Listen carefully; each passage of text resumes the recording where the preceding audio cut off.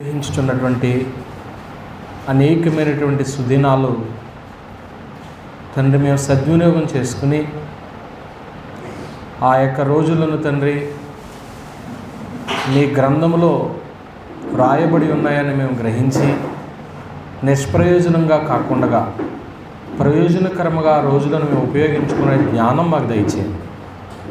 దినములు చెడ్డవి, సమయమును పోనీయక అజ్ఞానుల వలె కాక జ్ఞానుల వలె నడుచుకునుడి అనేటువంటి మీ మాటను గ్రహించి దేవా అనేక తరుణాలు మాకు ఇస్తున్నారు. వాటిని మేము సద్వినియోగం చేసుకుంటున్నాం. ఈ రాత్రి దేవా నిలబడిన మీ దాసు నన్నును సమయోచితమైన జ్ఞానముతో నింపి మీ పాత్రగా వాడుకొనండి. సంఘమునకు అలాగే కూడికను ఏర్పాటు చేసిన కుటుంబమునకు అవసరమైన మీ మాటలు అందించండి. క్రీస్తు యేసు వారి పేరటి ప్రార్థన అడుగుచున్నాం తండ్రి, ఆమేన్. దేవునికి స్తోత్రాలు. చేరవచ్చిన మీ అందరికీ ప్రభు పేరిట వందనాలు తెలియచేసుకుంటూ, ప్రియమైన దేవుని బిడ్డలారా, తండ్రి మనల్ని ప్రేమించి ఈ భూనివాస కాలంలో క్రైస్తవులంగా బ్రతికేటువంటి భాగ్యాన్ని ఇచ్చినందుకు దేవునికి మనము కృతజ్ఞతలు చెల్లించబోతున్నాం విన్నాం. చదవబడిన లేఖన భాగంలో నుంచి అపోస్తుల కార్యముల గ్రంథము 16వ అధ్యాయంలో 1, 2, 3, 4, 5 వచనాలని బైబిల్ పఠనంగా మనం విన్నాం. ఈ 5 వచనాల్లో ఉన్నటువంటి సారాంశాన్ని ఈ రాత్రి మనము ఆలోచన చేస్తాం. ఇక్కడ ఒక స్త్రీ మనకు కనపడుతుంది. ఆమె పేరు లుదియా. ఈవిడ ఎటువంటి స్త్రీ అని రాయబడిందంటే దైవభక్తి కలిగిన స్త్రీ. స్త్రీలు చాలామంది ఉంటారు కానీ దైవభక్తి అనేటువంటిది లేదు. దేవుని భక్తి కావాలి. దేవుని భక్తి అనేటువంటిది, దేవుని ఎదుట భక్తి అనేటువంటిది కొందరికి మాత్రమే ఉంటుంది. అందులో ఈ లుదియా కూడా దైవభక్తి అయినటువంటి స్త్రీ అట. లుదియా అంటే డివిటీ అని అర్థం. లుదియా అంటే డివిటీ అని అర్థం. ఈవిడది ఏ ఊరు? తుయితైరా పట్టణం. ఏ ఊరండి? తుయితైరా పట్టణం. తుయితైరా అంటే శ్రమల వాసన అని అర్థం అట. శ్రమల వాసన అని అర్థం. ఏమండి, ఈ యొక్క స్త్రీ దైవభక్తి కలిగినటువంటి ఈ స్త్రీకి మరి ఈమెలో ఏ లక్షణాలు ఉన్నాయి, ఏం జరిగింది ఈమె ఫ్యామిలీకి, ఈమె జీవితానికి ఏం జరిగింది అనేది ఈరోజు మనం ఆలోచన చేస్తాం. ఒక పాఠాన్ని మనం వింటున్నామంటే అది మన కుటుంబాలకు, మన వ్యక్తిగతమైన జీవితాలకు కూడా ప్రయోజనకరంగా ఉండాలి. వచ్చి మనం కూర్చుని వెళ్ళిపోతున్నట్లుగా కాకుండా వినే మాటలు మన భౌతిక జీవితానికి, ఆత్మీయ జీవితానికి కూడా మేలు చేకూర్చేదిగా ఉండాలన్నమాట అండి. ఇక్కడ మనము 16వ అధ్యాయము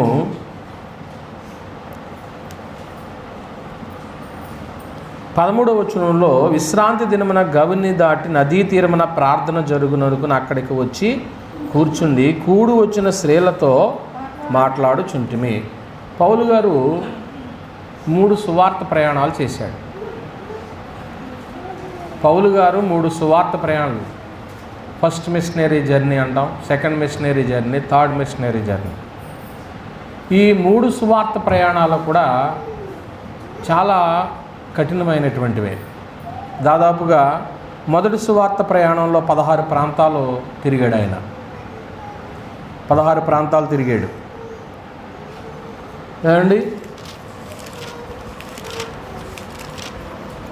ఈ మొదటి సువార్త ప్రయాణం అపోస్తుల కార్యాలు 13వ అధ్యాయం 1వ వచనం నుంచి 14వ అధ్యాయం 28వ వచనం వరకు కూడా ఆయన ఏ ఏ ఊర్లో అయితే సంచారం చేశాడో మొదటి సువార్త ప్రయాణం మనకు కనపడుద్ది.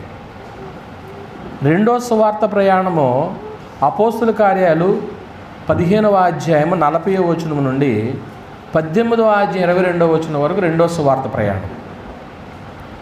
మూడో సువార్త ప్రయాణం ఎక్కడి నుంచి అంటే అపోస్తల కార్యములు గ్రంథము 18వ అధ్యాయము 23వ వచనం నుండి 21వ అధ్యాయం 16వ వచనం వరకు కూడా మూడో సువార్త ప్రయాణం.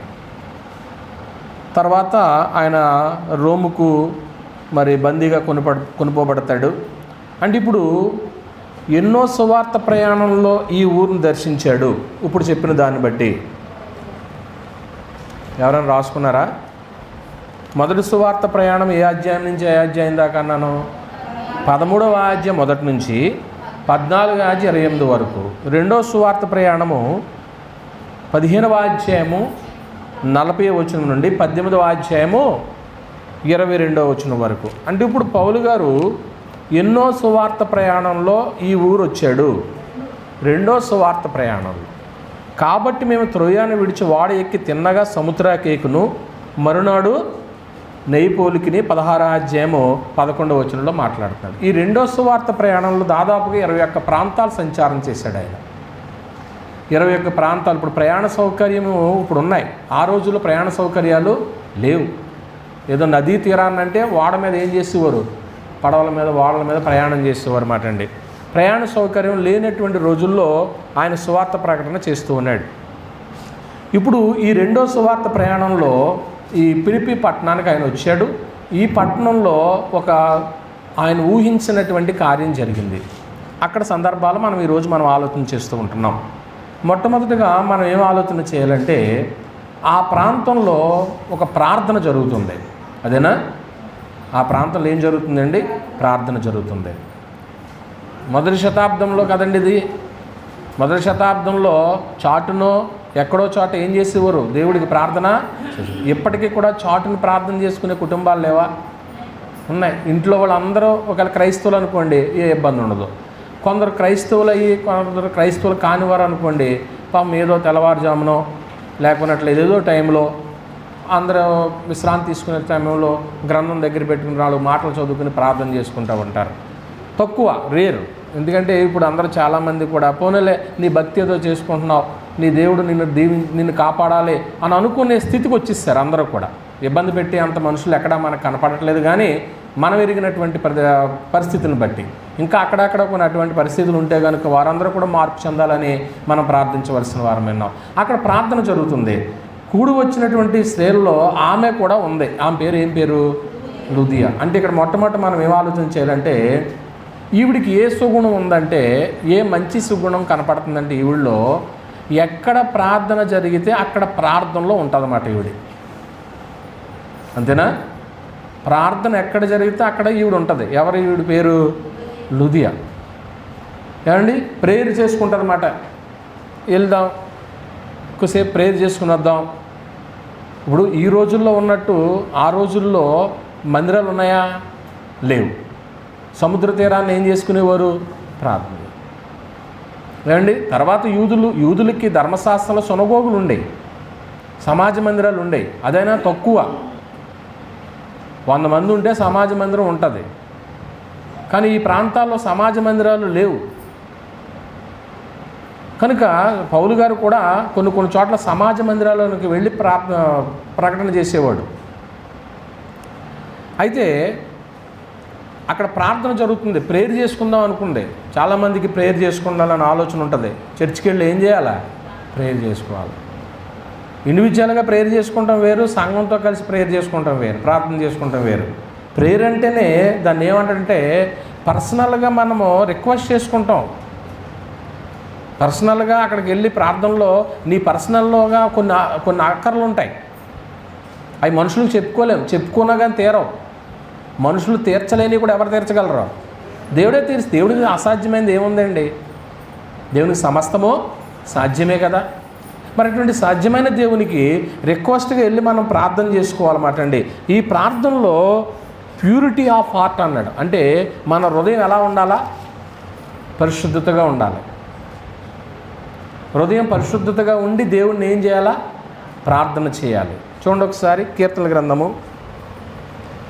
66వ అధ్యాయం. కీర్తనల గ్రంథము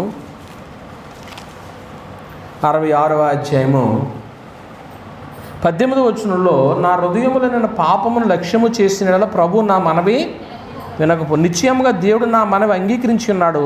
ఆయన నా విజ్ఞాపన ఏం చేసి ఉన్నాడు? ఆలకించినట్టు దేవుడు నా ప్రార్థన ఏం చేయలేదు. ఎందుకు త్రోసివేయలేదంటే ఆ హృదయం ఎలా ఉంది, పరిశుద్ధతగా ఉంది. ప్యూరిటీ ఆఫ్ హార్ట్ అన్నాడు మాట్లాడి.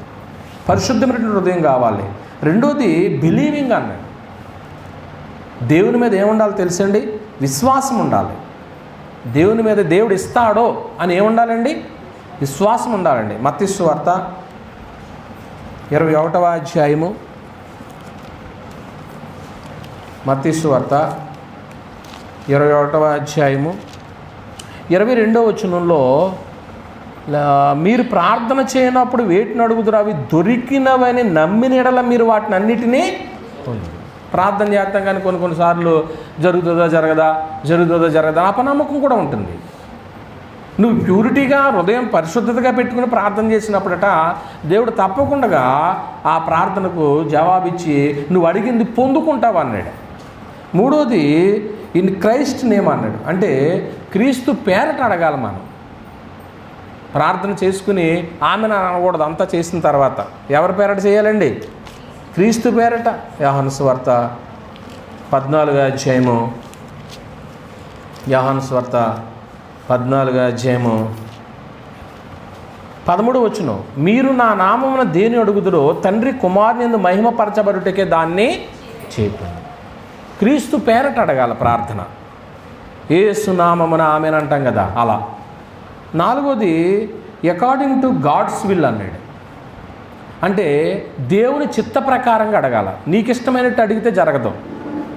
యోహాను రాసిన మొదటి పత్రిక 5వ అధ్యాయము, యోహాను రాసిన మొదటి పత్రిక 5వ అధ్యాయము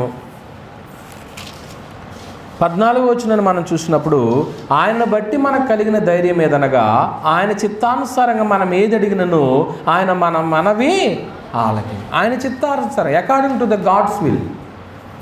దేవుని చిత్తం ప్రకారంగా, నీ ఇష్ట ప్రకారంగా అడగకూడదు, దేవుని చిత్త ప్రకారంగా అడగాలి.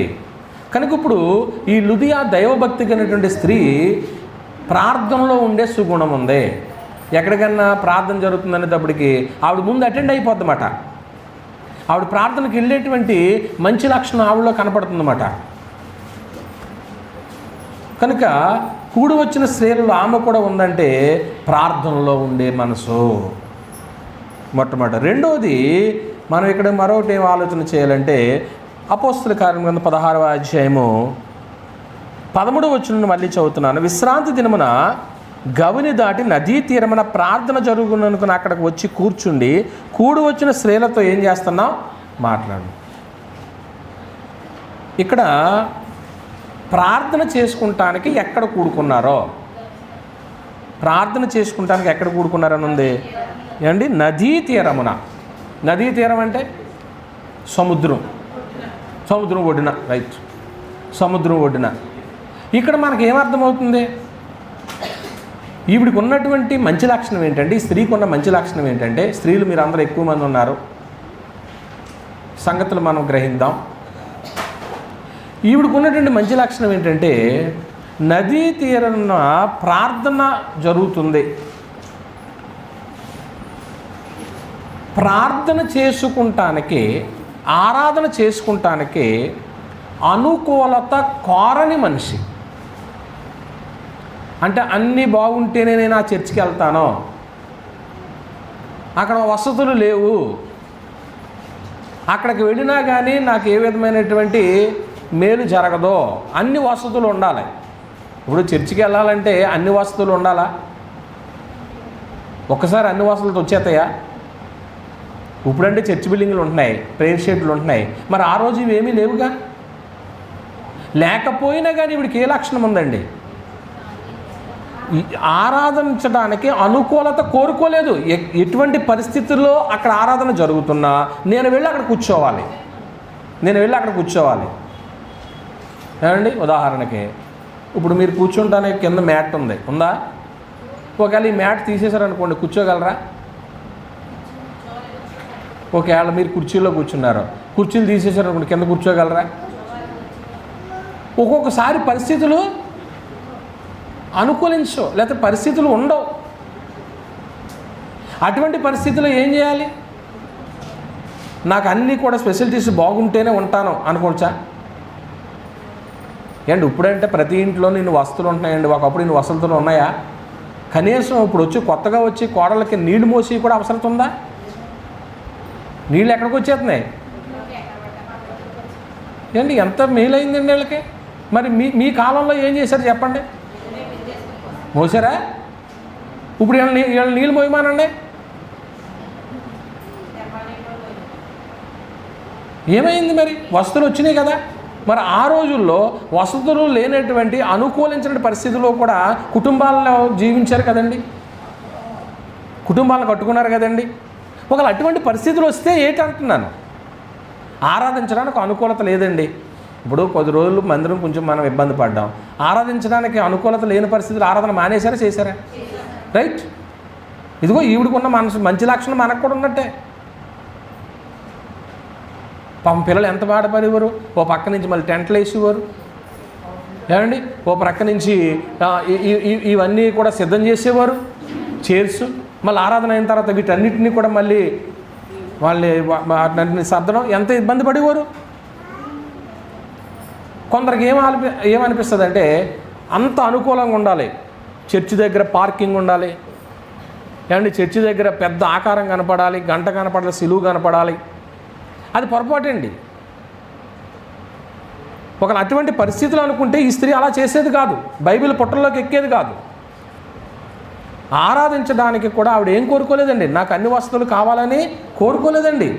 ఇలాగ నువ్వు ఏ వస్తువులు లేకోకుండా దేవుని చిత్త ప్రకారం ఎక్కడైనా కానీ నేను వెళ్ళి ప్రార్థన చేసుకుంటానో, ఉదాహరణకి దోపచాల్లో క్రీస్తు సంఘం ఉంది, ఇది ప్రజల్లో ఒక పెద్ద టెంపులా చిన్నదా?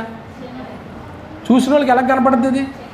కానీ ఇక్కడ జరిగే కార్యాలు గొప్పవి, ఇక్కడ జరిగే కార్యాలు గొప్పవి. అది చూడాలి మీరు. ఇక్కడ మీరు ప్రార్థన చేయండి, విశ్వాసంతో ప్రార్థన చేయండి. దేవుడు కోరుకున్నటువంటి స్థలంలో దేవుడు ఇచ్చే జవాబు ఏంటో తెలుసా? నువ్వు అనుకూలత లేని పరిస్థితుల్లో కూడా నువ్వు ప్రార్థన చేస్తే కనుక దేవుడు ఇచ్చేటువంటి జవాబు ఎలా ఉంటుందో తెలుసా? యెషయా గ్రంథము 49వ అధ్యాయం. యెషయా గ్రంథము 49వ అధ్యాయము 8వ వచనాన్ని మనం చూస్తే, యెహోవా ఇలాగ సెలవిచ్చుచున్నాడు, అనుకూల సమయమందు నేను నీ మొర ఆలకించి నీకేమిచ్చాను? ఉత్తరం ఇచ్చాను. రక్షణ దినమందు నేను ఏం చేశాను? ఆదుకున్నాను. నీకు అనుకూలత లేకపోవచ్చు, నా దగ్గర ప్రార్థన చేరడానికి నాకు అన్ని అనుకూలమైన పరిస్థితులే. అమ్మ, నువ్వు కన్నీరు కార్చావు, అయ్యా నువ్వు బాధపడ్డావు, నీ శ్రమ ఏంటో నేను చూశాను. ఇప్పుడు నీకు ఏం చేశాను తెలుసా? నీకు సహాయం చేశాను. ఇప్పుడు ఈ స్త్రీ, ఈవిడ పేరు ఏం పేరండి? లుదియా. ఈ పేరుకి అర్థం ఏం చెప్పుకున్నాం? డివిటీ. డివిటీ అంటే అందరికి ఏమిస్తుంది? వెలుగునిస్తుంది. ఆ వెలుగైనటువంటి అమ్మాయినే ఈరోజు ఆవిడ వయసు ఎంతో మనకు తెలియదు, ఆవిడ ఫ్యామిలీ ఏంటో మనకు తెలియదు, ఆవిడ పేరుని బట్టి బైబిల్లో ఉన్న చరిత్ర ఈరోజు మనం ఆలోచన చేస్తున్నాం. మొట్టమొదటిగా ఆమె గురించి మనం ఏం ఆలోచన చేసామండి? ప్రార్థనలో ఉండే సుగుణం ఉంది, మంచి లక్షణం ఉంది. ఎక్కడ ప్రార్థన అంటే అక్కడ ఏం చేద్ది? వెళుతుంది. పైగా ఆ రోజుల్లో ప్రార్థనలో ప్రసంగికులు ఎవరు? ఆ రోజుల్లో అపోస్తులు. ఇప్పుడు అపోస్తులు ప్రసంగం చేస్తున్నారంటే మనుషులు ఆగుతారా? ఏమండి, ఇప్పుడు ఇంటర్నేషనల్ స్పీకర్ వస్తున్నారు అన్నాను అనుకోండి, అప్పుడు జనం ఏమవుతారు? సినిమా యాక్టర్ వస్తున్నారు అనుకోండి, జనం ఏమవుతారు? డినామినేషన్లో ఏం చేస్తారో తెలుసా? మీటింగ్స్ పెడతారు. మీటింగ్స్లో మళ్ళీ ఎవరిని తీసుకొస్తారో తెలుసా? సినిమా యాక్టర్ని తీసుకొస్తారు. మరి సినిమా యాక్టర్ ఏం చెప్తాడు? ఆయన నటించినటువంటి చెప్తాడా? అపోస్తుల బోధ చెప్తాడా? ఇది ఒక అపోస్తుల బోధ, గ్రంథాన్ని బాగా పఠించిన ఆయన వస్తున్నాడో ఆయన మీ దగ్గరికి వచ్చి వాక్యం చెప్తాడంటే జనం రారు. పబ్లిక్ ఫిగర్ కావాలి కనపడడానికి, ఇంటర్నేషనల్ ఫిగర్ కావాలి. ఆ బొమ్మ కనపడితే రైట్ వస్తారు. కానీ ఈవిడికిన్న మంచి లక్షణం ఏంటంటే ప్రార్థన జరుగుతుంది, పైగా బోధించేది ఎవరో? పౌలు గారు, అపోస్తులు. మరి అపోస్తుల బోధ ఎలా ఉంటుందండి? అసలు వాక్యాతుర్యం ఉండదు, జ్ఞానాతిశయం ఉండదు ఏమండి. అందువల్ల రెండో లక్షణం ఏం చెప్పుకున్నామంటే ఆరాధించటానికే చెప్పండి అనుకూలత కోరుకోని అమ్మాయి. ఇంట్లో కొన్నిసార్లు నీకు అనుకూలంగా ఉండవు ఏమండి, కొన్నిసార్లు అనుకూలంగా ఉండవు. పెళ్ళైన వెంటనే విజయ్ ఎప్పుడు పంపుతారు సారీ? అమ్మాయికి సారీ పంపుతారు అంటారు కదా, అది వస్తువులతో పంపుతారా? నువ్వు పంపావా? నీ కూతురు పంపావు కదా. ఇప్పుడు అవన్నీ లేవు అనుకో, ఇవన్నీ లేవు నేను ఇంటి దగ్గర నేను చెయ్యను అని అంటదా బిడ్డ? అనడానికి అవకాశం ఉందా?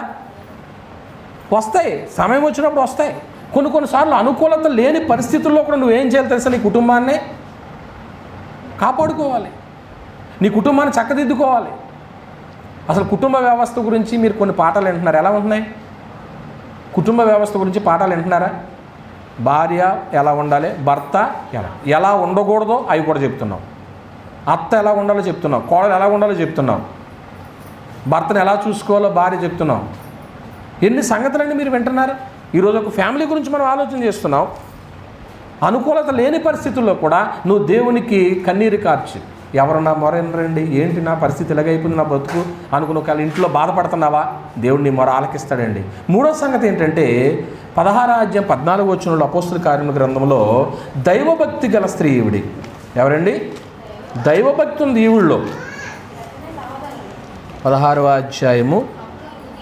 అప్పుడు లుదియాయను దైవభక్తి ఈవిళ్ళలో ఏం కనపడుతుందండి? భక్తి ఉంటే దేవుడు ఎప్పటికైనా నిన్ను జ్ఞాపకం చేసుకుంటాడమ్మా. భక్తి కనపడ.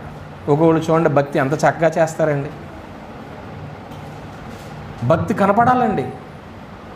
అంటే మనుషులకు కనపడేలాగా భక్తి చేయమని నేను ఏమీ అనట్లేదు, గ్రంథం ఏం చెప్పట్లేదు. దేవుడు చూడాలి మన భక్తి, కనుపరచాలి. ఈవిడి బైబిల్ పుట్టల్లోకి ఎక్కిందంటే దైవభక్తి కలిగినటువంటి స్త్రీ అంట. 4వ సంగతి ఏంటంటే ఈవిడిది ఏ ఊరు అన్నారు? తూయితైరా పట్టణం. ఇది ఆసియా ఖండంలో ఉంది. ఇప్పుడు మనది ఏ ఖండం? ఆసియా ఖండం. యేసుప్రభు పుట్టింది ఏ ఖండం? ఆసియా ఖండం.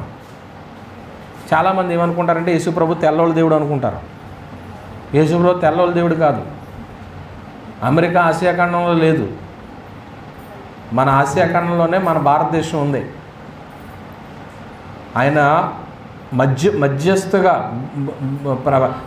దీన్ని ఏమనాలి, భూగోళానికి మధ్యలో ఆయన జన్మించాడు, ఆసియా ఖండంలో నడిబొడ్డున. కాకపోతే ముందు మన వాళ్ళు తృణీకరించారు. యేసు ప్రభు అంటే వడ్లవాని కుమారుడు అనుకున్నారు. కాదండి, సాక్షాత్ ఈయన ఎవరు? దేవుని కుమారుడు. ఈయన దేవుని కుమారుడు, కన్య గర్భాన్న జన్మించిన ఆయన, పాపము లేకుండా జన్మించినటువంటి ఆయన, పరిశుద్ధుడు, పురుష సంతానం కాదు, పురుషుని కలయిక లేకుండా జన్మించినటువంటి వాడు ఆయన. అటువంటి మహనీయుడండి ఆయన. ఏ ఖండం అది? ఆసియా ఖండం. ఇప్పుడు మన దోపచాలు ఏ ఖండంలో ఉంది? ఆసియా ఖండంలో ఉంది. పిల్లలకు మీరు ప్రపంచ మ్యాప్ చూస్తే మీకు కనపడుతుంది. మరి యేసు ప్రభు కూడా ఆసియా ఖండం వాడే. ఇప్పుడు తూయితైరా పట్టణం ఎక్కడుందంట? ఆసియా ఖండం ఉంది. కానీ వ్యాపార నిమిత్తం ఈమె ఏ ఊరు వచ్చింది? ఫిలిప్పీ పట్టణం వచ్చింది. ఏ ఊరు వచ్చింది? ఫిలిప్పీ పట్టణం వచ్చింది. ఈ ఫిలిప్పీ పట్టణం ఐరోపా ఖండంలో ఉంది. అలా ఖండాలే దాటిపోయింది ఈవిడి. దేని నిమిత్తం? వ్యాపారం కోసం. కొన్నిసార్లు వ్యాపారాలు చేసుకునేవాళ్ళు ఎంత దూరం వెళ్తారండి? సరుకు తెచ్చుకోవాలి, ఎంత దూరం వెళ్ళాలి? అవసరమైతే దూరం వెళ్ళాలా లేదా? ఇప్పుడంటే వెహికల్స్ వచ్చేసినాయండి. ఇది వరకు లారీల మీద బస్సుల మీద వెళ్ళి సరుకు తెచ్చుకునేవారు. తెచ్చుకుని వాటిని మళ్ళీ అన్లోడ్ చేసుకుని మళ్ళీ వాటన్నిటిని చూసుకుని అమ్ముకునేవారు. స్త్రీలు వ్యాపారం అండి. మరి మన స్థానిక సంఘంలో స్త్రీలు వ్యాపారస్తులు ఎంతమంది ఉన్నారో వాళ్ళందరికీ ఈ పాఠమే. ఏమండి, వ్యాపారస్తులు లేరా మన స్థానిక సంఘంలో? చిన్నదో పెద్దదో వ్యాపారం చేసుకోవాలి. ఏమండి, తూయితైరా పట్టణం ఏ ఖండంలో ఉందని చెప్పాను? ఆసియాలో. కానీ వ్యాపార నిమిత్తం ఎక్కడికి వచ్చింది? ఐరోపా ఖండానికి వచ్చింది.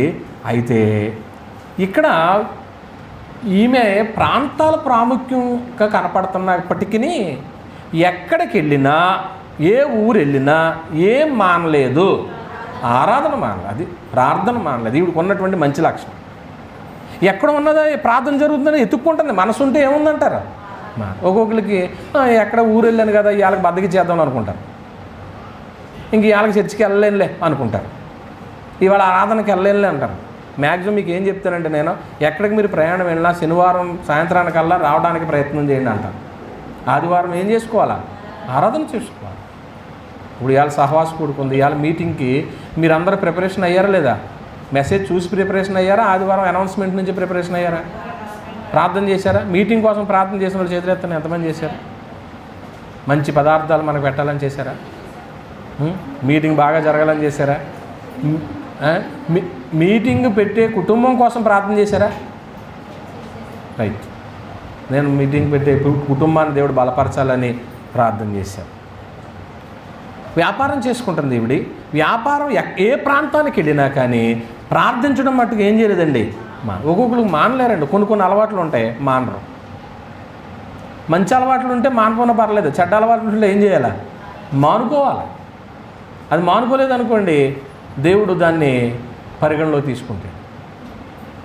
ఇప్పుడు రోజుని ఒకరి ఇంటికి వెళ్ళాడు యేసుప్రభు వారు. యేసుప్రభు వారు ఇంటికి వెళితే ఆవిడ యేసుప్రభు వారు వెళ్ళినప్పటి నుంచి కూడా ఏం పెట్టుకుంటుందని ఉంది ఆయన పాదాలకు ముద్దు పెట్టుకున్నట్టు ఏం చేయలేదంట, మానలేదంటే నా నా నా రక్షకుడినా అని, నా రక్షకుడినని. మీరు ఎప్పుడైనా బైబిల్ని ముద్దు పెట్టుకున్నారండి? మనుషులు ముద్దు పెట్టుకుంటారా? అసలు మనుషులు ముద్దు పెట్టుకోమని బైబిల్ చెప్పిందా? రోమపత్రిక 16వ అధ్యాయము 16వ వచనం అంట. రోమపత్రిక 16వ అధ్యాయం 16వ వచనం. అదిగోండి, ఏ ముద్దంట? పవిత్రమైన ముద్దు పెట్టుకుని ఒకరికొకడు ఏం చెప్పుకోండి. మీరు ఇతర దేశాల్లో చూస్తే మనం టీవీలో చూస్తూ ఉంటాం కదా, వాళ్ళు కలుసుకోగానే ఏం చేసుకుంటారండి? హగ్ చేసుకుంటారు, ముద్దు పెట్టుకుంటారు. మన మంచి ముద్దులు కాదు, అందుకే కొట్టేస్తారు మనల్ని. కానీ మన మంచి ముద్దులు కాబట్టి ముద్దులు లేవు మనకి. కానీ రెండో కార్యక్రమం ఉంది, ఏంటది? ఒకరికొకడు ఏం చెప్పుకోండి? వందనాలు చెప్పుకోండి. అందరూ ఒకసారి వందనాలు చెప్పండి. ఇష్టంగా చెప్పారా, కష్టంగా చెప్పారా? అప్పుడప్పుడు మీ ఫేస్ని బట్టి నేను గ్రహిస్తాను, వీళ్ళు ఇష్టంగా చెప్పారా, కష్టంగా చెప్పారని. ఖచ్చితంగా ఏం చెప్పాలా? వందనాలు. ఒకరికొకడు చెప్పుకోమన్నాడు. వందన వచనం అనేది అండి, ఇక్కడ సందర్భం వచ్చింది కాబట్టి చెప్తున్నాను. దేవునికేమో స్తోత్రాలు చెప్పాలి, మనుషులు కలిసినప్పుడు ఏం చెప్పాలి? వందనాలు చెప్పాలి. దేవుడు ఏ చిన్న కార్యం చేసినా వెంటనే దేవునికి ఏం చెప్పాలా? స్తోత్రం. మనుషులు కలిసినప్పుడు ఏం చెప్పుకోవాలి? వందన వచనం. ఎంత బాగుంటుందండి. అపోస్తులకు యేసుప్రభు వారు చెప్తే ఏమన్నాడంటే, మీరు ఏ ఇంటైతే ప్రవేశిస్తారో ఆ ఇంటికి వెళ్ళగానే ఏం పలకండి? శుభం పలకమన్నాడు. అంటే శుభవచనం, వందన వచనం. వందనము అనగానే నువ్వు 100 సంవత్సరాలు బాబు బతుకు. అసలు మనసు పూర్తిగా వందనాలు చెప్తే ఎలా ఉంటుందండి? వందనాలు ఎక్కడి నుంచి రావాలి? హృదయం నుంచి రావాలి. ఎక్కడ ఉంది హృదయం? ఇది హృదయం కాదు, ఇది గుండెది. హృదయం ఎక్కడ ఉంటుంది? అసలు ఇక్కడ వందనాల కంటే మిగిలిన నిండిపోని ఈ మెమరీ కార్డు అంతా కూడా ఏమి నిండిపోని అంటే వందనాలు లేవు. ఎప్పుడన్నా వందనాలు వస్తున్నాయి అంతే.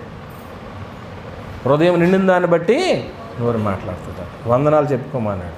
వందనంలో ఎప్పుడు మానకూడదు. వందనాలు ఈ బాహ్య పురుషుడికి చెప్తారా, ఆంతర్య పురుషుడికి చెప్తారా? బాహ్య పురుషుడికి చెప్తారా, ఆంతర్య పురుషుడికి చెప్తాడా?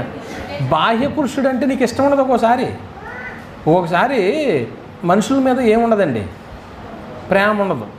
మనుషుల మీద ఇష్టం ఉండదు. మాటలను బట్టో చేష్టలను బట్టో ఇష్టం ఉండదు.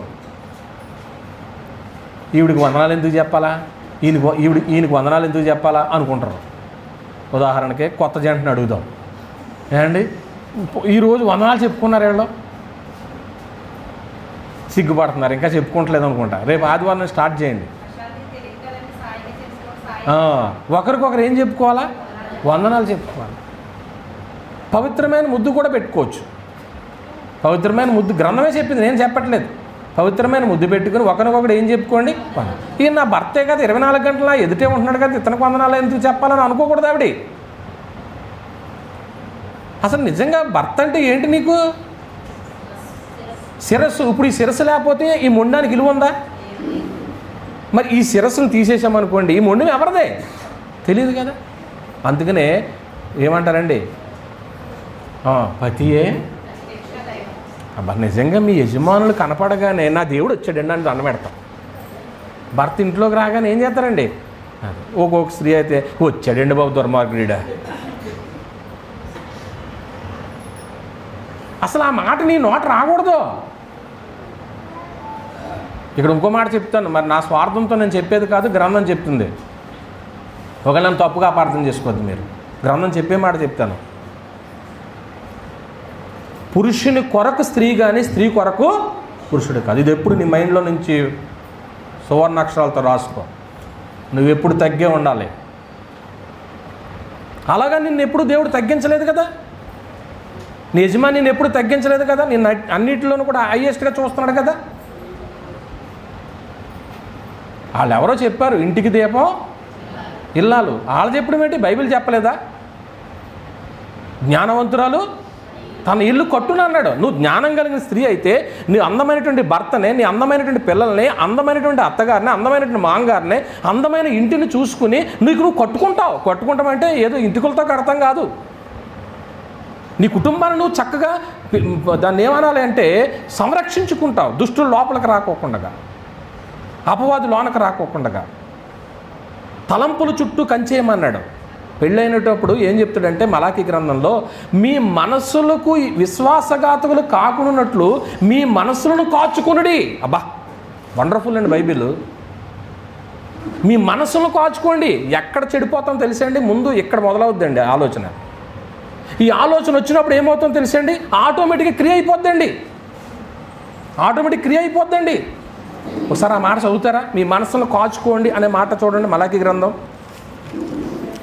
మలాకీ గ్రంథం 2వ అధ్యాయం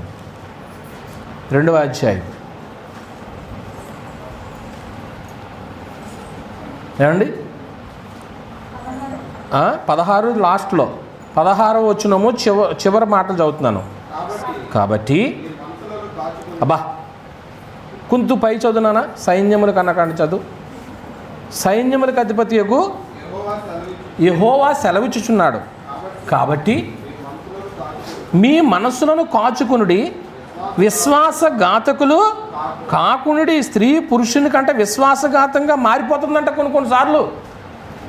నీ భర్తను నువ్వు మోసం చేస్తావా? విశ్వాసఘాతకులుగా మారొద్దు అంటున్నాడు. ఏమండి ఎక్కడది? ఇర్మియా గ్రంథం 3వ అధ్యాయం. ఇర్మియా గ్రంథం 3వ అధ్యాయం ఎక్కడది? 20వ వచనం. అయినను స్త్రీ తన పురుషునికి, చూసారండి,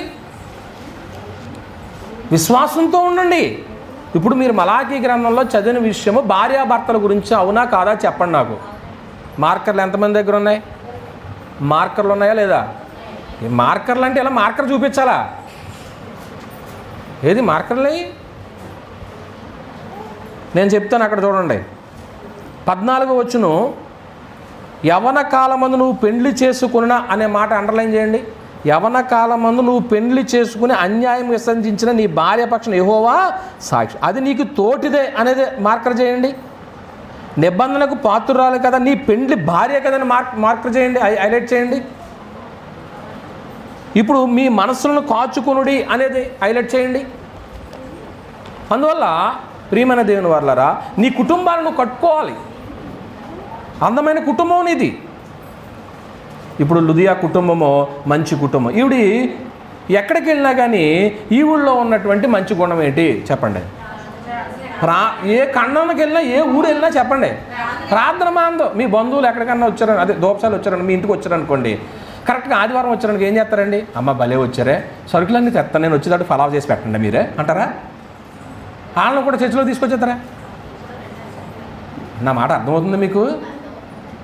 ఈరోజు సండే కావాల్సినవి అన్నీ ఉన్నాయి సెంటర్లో, అన్ని పదార్థాలు తెచ్చేస్తాను, అన్నిటిని ప్రిపేర్ చేసేసి మేము 10ంటికి వచ్చేస్తాం, 11ంటికి వస్తాం, అన్నీ సిద్ధం చేసి ఉంచండి అని అంటారా? అందరూ కలిసి చర్చిలోకి వచ్చేస్తారా? మాట్లాడతలేదు. అందరూ వచ్చేసి ఆరాధన చేసేసుకుని అందరం కలిపి అప్పుడు వంట చేసుకుందాం అని అనుకోండి, అప్పుడు ఎలా ఉంటుంది? ఇదిగో లుదియాలాగా ఈవిడ ఎక్కడికి వెళ్ళినా కానీ చెప్పండి ఏంటంట, ఆరాధించడం, ప్రార్థించడం ఏం చేయలేదంట, మానలేదన్నమాట అండి. మరో సుగుణం ఏంటంటే ఏమండి, దేవుని మాటను వినే లక్షణం ఉందండి ఈవిడలో. దేవుని మాటలను వింటుందండి. అపోస్తుల కార్యాలకు వచ్చండి, ఇవాళ పాఠం అంతా అక్కడే ఉంది. అపోస్తుల కార్యముల గ్రంథము 16వ అధ్యాయము 14వ వచనంలో, అప్పుడు లుదియాను దైవభక్తి గల స్త్రీ ఏం చేస్తుందండి, వినుచున్న దేవుని మాటలను వినేటువంటి లక్షణం. అయ్యి వినటం కంటే ఏ మాటలు వినటం మంచిదండి? దేవుని మాటలను. ఓ రోజు నేను షాప్కి వెళ్తే ఆయన చెప్తున్నాడు, షాప్కర్ గారు, మీ ఓనర్ గారు, మీరు చెప్పే ప్రవచనాలు వింటూ ఉంటారండి మా షాపులో ఆవిడ అని చెప్తున్నాడు. నాకు చాలా సంతోషం వేసింది. ఖాళీగా ఉన్నప్పుడు యూట్యూబ్లో ప్రసంగాలు ఉంటాయి మనకి, చక్కగా వింటూ ఉంటే కుటుంబ వ్యవస్థ గురించో సంకల్పం గురించి ఎన్ని ప్రసంగాలు ఉంటాయి మన దాంట్లో, వింటూ ఉండొచ్చు ఏమండి. అందులో మీకు ఇంకా అర్థమవటానికి నేను డాక్టరల్ లెసన్లో నేను పక్కన పెట్టి మీకు అర్థమయ్యేటువంటి లెసన్లు మీ ముందు ఉంచుతున్నాను. కనుక ప్రియమైన దేవుని వాళ్ళారా, ఆలోచన చేయండి. దేవుని సందేశాలు వింటూ ఉంటే బుర్ర ఎటు పోదండి. ఇంటి దగ్గర పొద్దున్నే టీవీలో పాటలు పెట్టుకుంటారు, ఎందుకు పెడతారండి?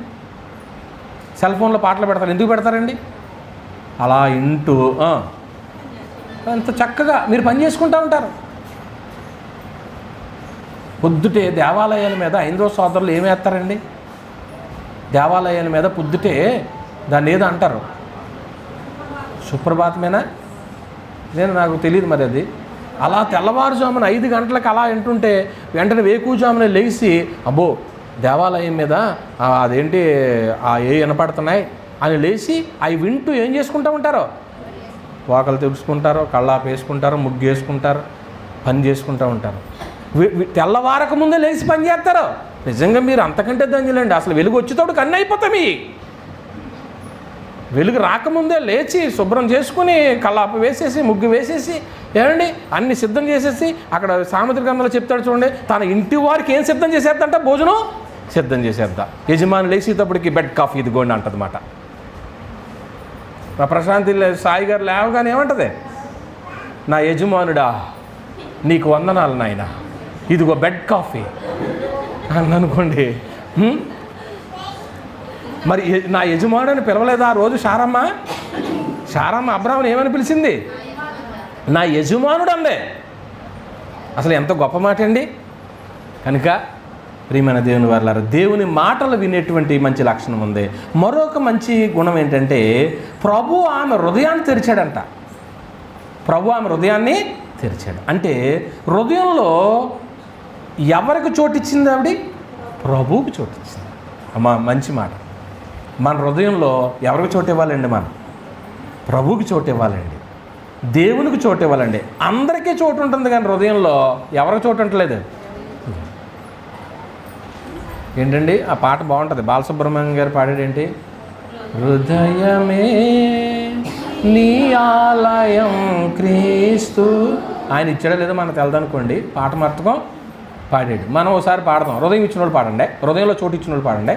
హృదయమే నీ ఆలయం క్రీస్తు, నీ నామమే మా గానం, విదితము కాదే ఇలలోనెవరికి వివరింపగనే పావన రూపం.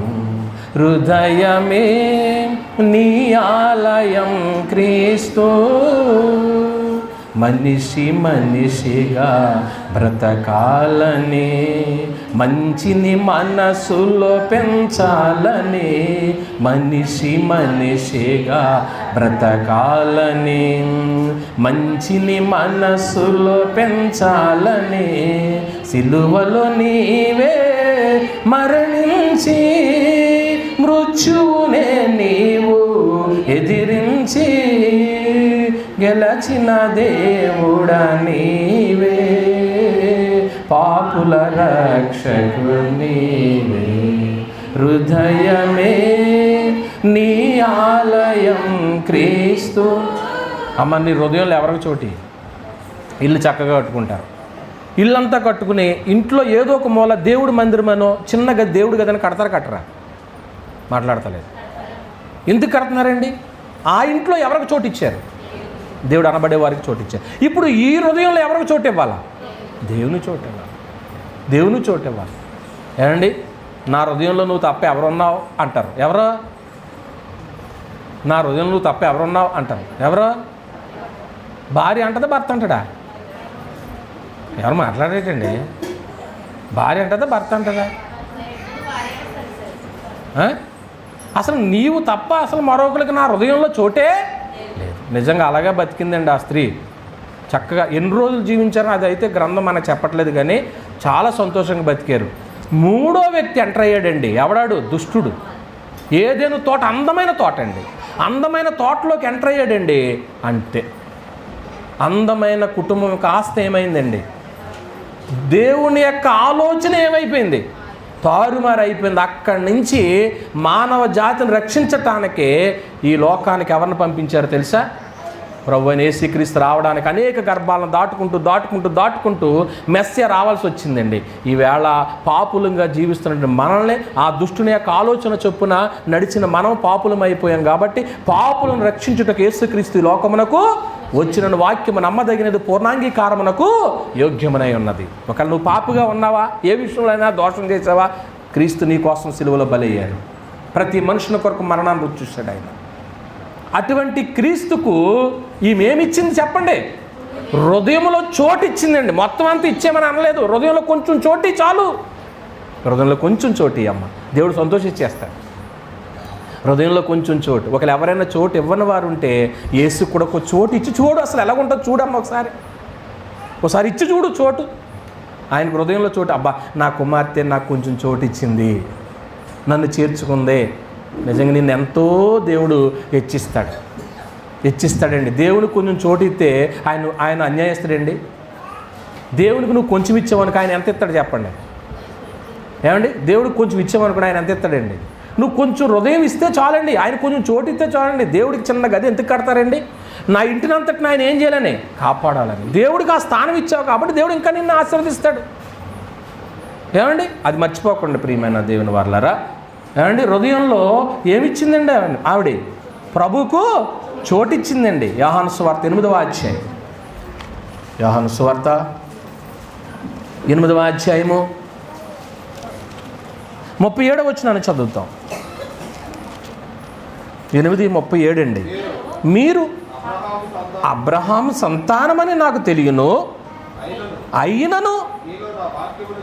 అబ్బా, మీరు అబ్రహాం సంతానం అంటున్నారు, మేము గొప్పోళ్ళం అంటున్నారు, మా పితరుడు అబ్రహాం అని అనుకుంటున్నారు, మంచిదే. కానీ మీ హృదయంలో చెప్పండి ఏమన్నాడండి? నా వాక్యము నీకేమీ లేదండి. ఏమండి, ఇప్పుడు వాక్యాలు మన మందిరంలో ఎన్ని వాక్యాలు ఉన్నాయి చెప్పండి అమ్మా? ఇప్పుడు ఈ 2 వాక్యాలు చెప్పండి, పోనీ ఈ పక్క చెప్పండి, పోనీ అది చెప్పండి, అది చెప్పండి. ఇప్పుడు గోడల మీద రాసిన వాక్యము ఎందుకు రాశాము? అక్కడ ఉండాలి, చదువుకుని వెళ్ళిపోవాలన్నా ఆ వాక్యం హృదయంలోకి రావాలన్నా? హృదయంలోకి రావాలండి. ఏమండి, లేఖనంలో చోటు ఇవ్వాలి, దేవుని యొక్క వాక్యానికి చోటు ఇవ్వాలి. ఏమండి, మరో సంగతి ఏం చెప్తున్నానంటే, ఎన్ని చెప్పానమ్మా? రాసుకుంటలేదు మీరే? 6. మరో సంగతి ఏంటంటే, దేవుని మాటల మీద లక్ష్యం ఉంచిందండి. దేవుని మాటల మీద లక్ష్యం ఉంచింది ఆ బిడ్డ. అంటే పరలోకానికి తీసుకెళ్లే లేఖనాల మీద గురి చూసింది. పరలోకానికి తీసుకెళ్లే లేఖనాలు ఏ ఉన్నాయో వాటి మీద గురి నిలపండి. మన గురంతా వాటి మీద ఉండాలండి. నన్ను పరలోకానికి ఏ తీసుకెళ్తాయి? మనుషులు తీసుకెళ్తారా? లోకంలో ఉన్నటువంటి ఆచారాలు తీసుకెళ్తాయా? లోకంలో ఉన్నటువంటి పితృపారంపర్యమైనటువంటి ప్రవర్తనలు తీసుకెళ్తాయా? నన్ను పరలోకానికి ఎవరు తీసుకెళ్తారో ఆవిడ గుర్తించి ఆ లేఖనం అనేది ఏముంచిందండి? దృష్టి ఉంచిందన్నమాట అండి. ఏమండి, మరో సంగతి ఏంటంటే, ఆమె ఇంటి వారిని రక్షణలోకి నడిపించుకుందండి. అపోస్తలుల కార్యము 16వ అధ్యాయము, రైట్, 16వ అధ్యాయం 15వ వచనమేనా? ఆమె ఇంటి వారును, అంటే బాప్తిసం అంటే ఏంటండి? రక్షణ కదా. ఆమె ఒక ఆమెనే ఇంట్లో వాళ్ళందరూ రక్షించుకుందా? ఇంట్లో వాళ్ళందరూ రక్షించబడితే ఎలా ఉంటుందండి? నేనును నా ఇంటి వారిని యెహోవాను సేవించేదమా అన్నట్టు ఉంటుంది. ఇంట్లో వాళ్ళందరూ రక్షణ పొందితే ఎంత బాగుంటుందో ఆ ఇల్లు. రక్షణ ఇల్లు అది. ఏమండి, విశ్వాసపు ఇల్లు, దేవుని ఇల్లు అనే పేరు ఉంటుందండి. దేవుని ఇల్లు అనే పేరు ఉంటుందండి. ఇంటి వారందరినీ కూడా రక్షణలోకి నడిపించిందండి. ఏమండి, మరో సంగతి ఏం జ్ఞాపకం చేయాలనుకుంటున్నానంటే, ఈమె వ్యాపారం ఏంటో తెలుసండి? ఓదా రంగు పొడిని అమ్ముతుంది. అంటే వ్యాపారం చేసేటువంటి ఈమె 14వ వచనం ప్రకారంగా విశ్రాంతి దినాన్ని ఎక్కడికి వెళ్ళిందండి? ఆ మాట 14వ వచనం చదువుతాం. అప్పుడు లుదియానా దైవభక్తుల స్త్రీ వినిచుండెను, ఆమె ఓదా రంగు పొడిని అమ్ము తుయితారా? 13వ వచనం, విశ్రాంతి దినమున గవిని దాటి నదీ తీరమున ప్రార్థన జరుగుకుని అనుకుని. అంటే ఇప్పుడు ఇంతకీ వ్యాపారం చేసుకునే ఈవిడి ఏ రోజు అక్కడికి వెళ్ళింది? అంటే విశ్రాంతి దినాన్ని పాటించే లక్షణం ఉందా లేదా ఈ ఊళ్ళో? అంటే వ్యాపారం ముఖ్యం అనుకుందా, విశ్రాంతి దినం ముఖ్యం అనుకుందా? మాట్లాడతలేదు. అంటే ఇప్పుడు వ్యాపారం చేయొద్దా? వ్యాపారం కంటే రైట్ విశ్రాంతి దినాన్ని పాటించింది.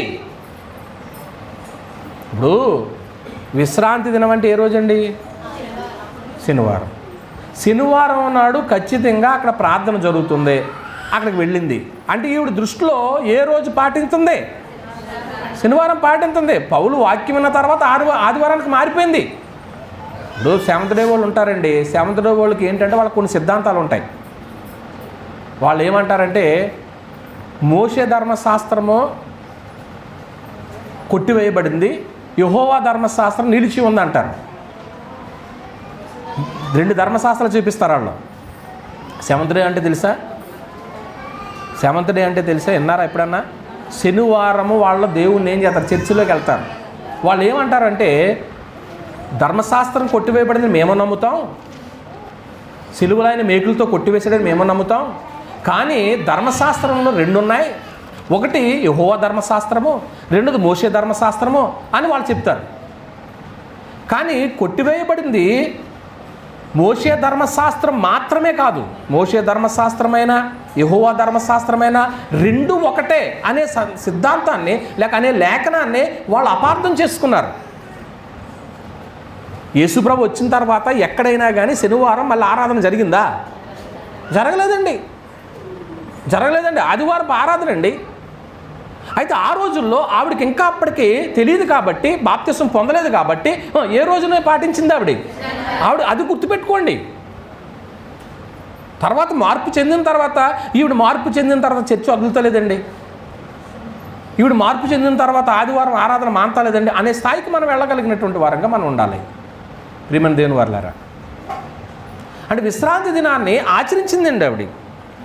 ఏమంటే విశ్రాంతి దినాన్ని పాటించిందండి. అంటే దేవుని ఆజ్ఞలను పాటించేటువంటి సుగుణం ఉంది. విశ్రాంతి దినం పాటించాలంటే ఏ ఆజ్ఞల్లోది? అది ఎన్ని ఆజ్ఞల్లోది? అలాగందాం, ఎన్ని ఆజ్ఞల్లోది? అసలు ధర్మశాస్త్రంలో 603 ఆజ్ఞలు ఉన్నాయి. 603 ఆజ్ఞలను కూడా దేవుడు ఎన్ని ఆజ్ఞలు పెట్టాడు? 10 ఆజ్ఞలు పెట్టాడు. ఆ 10 ఆజ్ఞల్లో మళ్ళీ ఎన్ని ఆజ్ఞలు పెట్టాడు? 2 ఆజ్ఞలు. ఆ 10 ఆజ్ఞల్లో ఒకటి విశ్రాంతి దినాన్ని పరిశుద్ధంగా అంటే ఆజ్ఞలను పాటించే లక్షణం ఎవరిలో ఉంది? పేరు చెప్పండి. లుదియా అనే పేరుకి అర్థం ఏంటి చెప్పానండి? డివిటీ అండి. ఏమండి ప్రియమైన దేవుని వారలారా, ఆలోచన చేయండి.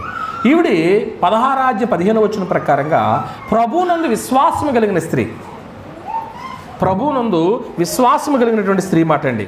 ప్రభువునందు విశ్వాసము కలిగినటువంటి స్త్రీ ఈవిడి.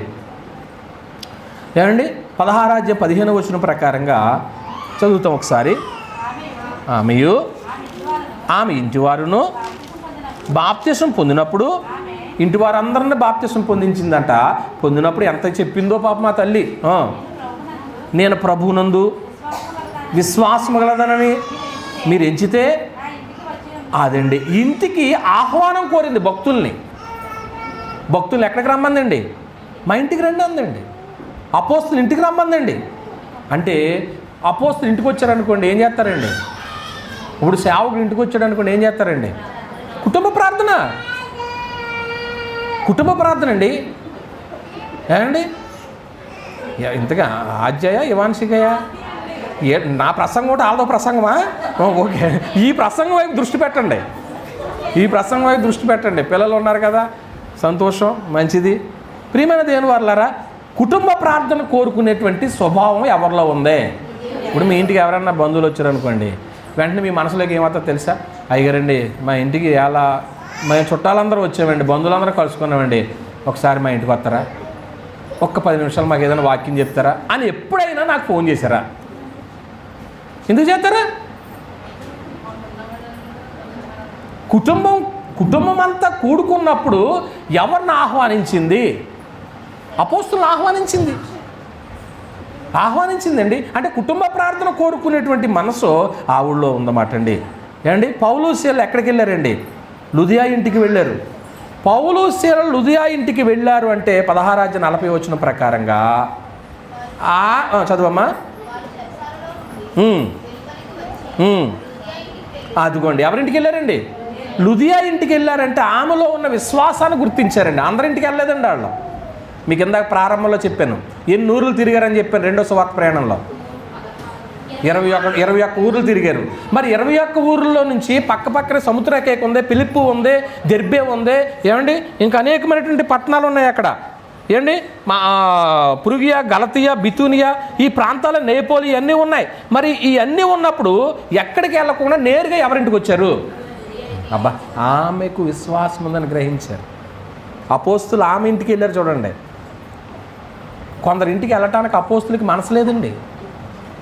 ఇప్పుడు అబ్రహాము గారి ఇంటికి 3 దేవదూతలు వచ్చారు. అబ్రహాము గారు రెండయ్యా అన్నాడు, పిలిచాడు, ఆతిథ్యం ఇచ్చాడు.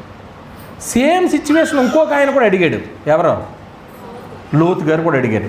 లోతు గారు అడిగితే వచ్చారా వాళ్ళు? ఏమన్నారు? నీ ఇంటికి మాత్రం మేము ఇంటికి రానన్నారండి? లేదండి. ఇతను పిలిచాడని ఆయన పిలిచాడా? అంటే వాళ్ళ చేతి వాళ్ళు చేస్తారా? కొన్నిసార్లు మీరు మనుషులు కంపేర్ చేసుకుంటున్నారేమో, జాగ్రత్త. ఇప్పుడు ఈవిడ ఎలా చేసిందో అలాగే చేస్తావా? ఈయన ఎలా చేసిందో అలాగే చేస్తావా? స్పిరిచువల్గా అలా చేయకు. నీ ప్యాటర్న్ ఏదో ఉంది, నీ ఆలోచన ఏదో ఉంది, నువ్వు దేవునికి ఏదో అనుకుంటున్నావు. ఇప్పుడు అబ్రహాము ఏం చేశాడండి? 3 మానికల మెత్తని పిండిని తీశాడు, క్రొవ్వును దుండవదించి తాను చేయవలసింది ఏదో తాను చేసేసాడు. ఇప్పుడు లోతు గారు కూడా అబ్రహామును నమూనాగా తీసుకుంటే ఇతను మనసు ఎటువంటిది ఎరుగునోళ్ళు కాబట్టి మీ ఇంటికి మాత్రం మేము అవసరమైతే ఈ రాత్రి నడి వీధిలోనైనా బస్సు ఎత్తాం కానీ మీ ఇంటికి మాత్రం మేము. కొందరి ఇంటికి వెళ్ళటానికి అపోస్తులకు ఇష్టం లేదండి. కొందరి ఇంటికి వెళ్ళటానికి అపోస్తులకు ఇష్టం లేదండి. ఇష్టమైనటువంటి కుటుంబం ఇప్పుడు ఏ కుటుంబం కనపడుతుంది చెప్పండి ఈ రాత్రి? నీ ఫ్యామిలీ అంటే దేవునికి ఇష్టం అవ్వాలమ్మా. నీ ఫ్యామిలీ అంటే సేవకుడికి ఇష్టం అవ్వాలండి. సేవకుడు ఆ ఇంటికి వెళ్తే తలపడి వచ్చేద్ది, ఆ ఇంటికి వెళ్ళినా మనం ప్రేమించరు, ఆ ఇంటికి వెళ్ళినా కానీ మనతో సరిగా మాట్లాడరు అనుకున్నాడు అనుకోండి, ఇంకా నీ ఇంట్లో విశ్వాసం లేనట్లే. అసలు వెళ్ళటానికి మనసు రావాలి సేవకునికి. దైవజనుని పిలుస్తుంటే ఎంత సంతోషమండి. ఇదిగో గ్రంథ పుటల్లోకి ఎక్కింది బిడ్డ. ఏమండి? ఆమెలో ఉన్న విశ్వాసాన్ని గుర్తించారండి. ఏమండి? ముగింపుకు వస్తున్నాం. ఈమె ఏ ఊరు పట్టణానికి చెందిన ఆవిడ అని చెప్పారు? తుయితైరా పట్టణం. తుయితైరా పట్టణం అనగానే మీకు ఏం గుర్తు రావాలా? రైట్. తుయితైరా పట్టణం అనగానే ఏం గుర్తు రావాలా? రైట్. తుయితైరా పట్టణం అనగానే ఏం గుర్తు రావాలా? రైట్. తుయితైరా పట్టణం అనగా ఏం గుర్తు రావాలి? తుయితైరా పట్టణంలో ప్రకటన గ్రంథంలో చెప్పండి ఎన్ని ఉన్నాయి? ఎన్ని సంఘాలు ఉన్నాయి? 7 సంఘాలు ఉన్నాయి. ఆ 7 సంఘాల్లో కూడా ఏ ఊరు పట్టణంలో సంఘం కూడా ఉంది? తుయితైరా ఉన్న క్రీస్తు సంఘం. అంటే ఆ పట్టణంలో అక్కడ సంఘానికి ఈవిడ ప్రాముఖ్యమైన వ్యక్తా కాదా? రైట్. నువ్వే ఒక ప్రాముఖ్యమైన వ్యక్తి సంఘానికి. అప్పుడప్పుడు చూడండి, మనం ఈ స్థానిక సంఘంలో ఫలానా వాళ్ళు లేరు అనుకోండి, ఆ రోజు మనకి ఏదోలా ఉంటుంది. అయ్యో వీళ్ళు ప్రాముఖ్యమైనటువంటి వాళ్ళు లేకపోయారేంటి? దేవుడు నిన్ను ప్రాముఖ్యంగా ఎంచినప్పుడు దాన్ని ఆనందించు. ప్రధానమైనటువంటి వ్యక్తిగా నేను చేశాడు. తుయితైరా పట్టణం. ప్రకటన గ్రంథం 2వ అధ్యాయము, ప్రకటన గ్రంథం 2వ అధ్యాయం 18వ వచనానికి వచ్చేసామండి. తుయితైరాలో ఉన్న సంఘపు దూతకి ఎలాగో రాయను అంటే తుయితైరాలో కూడా సంఘం ఉందంటే తుయితైరా సంఘము ఏమండి అక్కడ పరిచర్యకు సహకరించి ఉంటుంది. ఈవిడి ఆ సంఘంలో పరిచర్యకి ఏం చేసింది? ఆవిడ సహకరించండి. సంఘానికి సహకరించడమే నీ బాధ్యత అమ్మ. నేను ఒక పని చెప్తానండి, అమ్మ ఈ కార్యం చేయాలంటాను, దానికి మీరు ఏం చేయాలండి? మీరు బాస్ చేయాలా, సహకరించాలా? మాట్లాడలేదు. సహకారుల పేర్లు ఎక్కడ ఉంటాయి? నీ సహకారమే, నేను చెప్తాను, దానికి సహకరించడమే. ఏమండి? రెండోది, ఫిలిప్పీ పట్టణంలో కూడా ఏముందండి? సంఘం ఉంది. అంటే అక్కడ సంఘానికి సహకరించింది ఈవిడి, ఫిలిప్పీ పట్టణానికి కూడా ఏం చేసిందండి? సహకరించింది. లుదియా నిజంగా భక్తి జీవితంలో డివిటీగా వెలిగిందండి. ఇతరులను వెలిగించింది, తన ఫ్యామిలీని వెలిగించింది, సంఘంలో అనేకులు పోగు చేసిందండి. తుయితైరాలో పెద్ద సంఘం ఏర్పడిందంటే 2 ఉంటే సంఘమా? ఎక్కువ మంది ఉంటే సంఘమా? ఇప్పుడు ఇంతమంది సంఘం అయ్యారు. ఈవేళ ఎవరు పిలిస్తే మీరు అందరూ వచ్చారు. అది ఎవరి మీటింగ్ ఇది? అంతేనా? ఇంతమందిని పోగు చేసిందంటే ఆవిడ డ్యూటీయా కాదా? ఆవిడ వెలుగా కాదా? అందరికీ సువార్తను ఏం చేయించింది? అందిస్తున్నారండి. వాళ్ళ ఫ్యామిలీకి అందించుకుంటున్నారు, సంఘానికి అందిస్తున్నారు. నువ్వు ఎంతైతే వెచ్చిస్తావో దేవుడు దానికి తగిన ప్రతిఫలాన్ని ఇస్తాడు. నీ ద్వారా పిలిపి పట్టణంలో సంఘానికి సహకారం అందింది, తుయితేర పట్టణంలో సంఘానికి అందింది. అనేకులు వెలిగించుకుంది, కుటుంబాన్ని వెలిగించుకుంది. ఏమండి, కుటుంబం వారిని రక్షించుకుందండి. అపోస్తుల బోధకు విలువిచ్చిందండి. నిజంగా మిమ్మల్ని బట్టి నేను ఎప్పుడు సంతోషించేది ఏంటంటే, మేము మీ పాస్టరమ్మ గారు, మీ సువార్థికురాలు సంతోషించేది ఏంటంటే, సువార్తకు మనం ఏదైతే చెప్తున్నామో ఆ మాట కట్టుబడి ఉంటారో. నిజంగా గుడ్డిగా నమ్మొచ్చు అపోస్తుల బోధనే. కొన్నిసార్లు ఈ బోధన నమ్మకోకుండా ఏం చేస్తారంటే, చేస్తూ ఉంటారంటే సొంత ఆలోచనతో కొన్ని కార్యక్రమాలు చేస్తున్నప్పుడు అప్పుడు దేవుడు బాధపడుతూ ఉంటాడు అన్నమాట అండి. హోషేయ గ్రంథం 11వ అధ్యాయం. హోషేయ గ్రంథము 11వ అధ్యాయం 7వ వచనాన్ని ఒకసారి మనం చూస్తాం. నన్ను విసర్జించవలనని తీర్మానము చేసుకుని ఉన్నారు. అదిగోండి, ఈ మాట చూసుకోండి. మహోన్నతుని తట్టు చూడవలనని ప్రవక్తలు ఎంత పిలిచినను, అంటే ఒక ప్రవక్త, ఒక దైవజనుడు నీకు ఒక మాట చెప్పినప్పుడు దానికి నువ్వు అంగీకరించవలసిన అవసరం ఉంది. ఒక నువ్వు అంగీకరించలేదు అనుకో, అమ్మా వినండి, ముగింపు మాటలు ఇవి, అంగీకరించలేదు అనుకోండి, అప్పుడు దేవుడు ఏమంటాడో తెలుసా? ఇర్మియా గ్రంథం 11వ అధ్యాయం, ఇర్మియా గ్రంథం 11వ అధ్యాయం 14వ వచనం. కావున నీవు ఈ ప్రజల నిమిత్తం ఏం చేయకము, ప్రార్థన చేయకు, వారి నిమిత్తం మొర్రపెట్టకము, ప్రార్థన చేయకము. వారు తమ కీడును బట్టి నాకు మొరపెట్టినప్పుడు నేను ఏం చేయను?